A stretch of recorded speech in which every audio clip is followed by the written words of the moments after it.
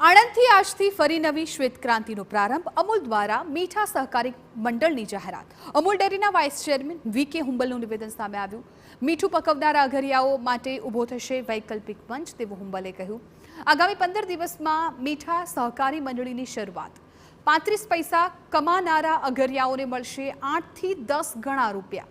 વૈશ્વિક સ્તરે મીઠાનું માર્કેટિંગ કરવાની જવાબદારી અમૂલની।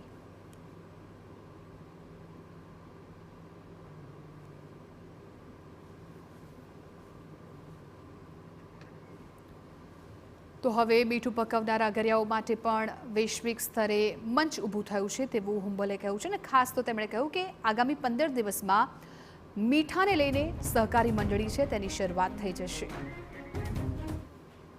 35% મીઠાનું ઉત્પાદન છે અને જે અગરિયા છે એને અત્યારે પર કેજી માત્ર 35 પૈસા મળે છે।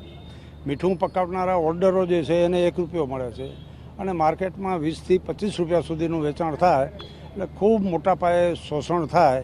એ રીતે દૂધમાં જે રીતે ક્રાંતિ થઈ, દૂધની પરિસ્થિતિ આજે જે મીઠાની છે એવી જ હતી 75 વર્ષ પહેલાં। આજે એના ટોપ સિંહાસન ઉપર આપણે બેઠા છે એનું કારણ કે દેશમાં શ્વેત ક્રાંતિ થઈ। એવી જ ક્રાંતિની શરૂઆત આજે અમિતભાઈએ કરી છે એટલે સમગ્ર દેશમાં અમૂલનું ટેસ્ટ ઓફ અમૂલ જે લોગો છે, સ્લોગન છે, એવું જ સ્લોગન સોલ્ટમાં પણ લાગશે અને માત્ર દેશ નહીં પણ વિદેશમાં પણ આ સોલ્ટનું વેચાણ થશે અને એનું વેચાણ અમૂલ માર્કેટિંગ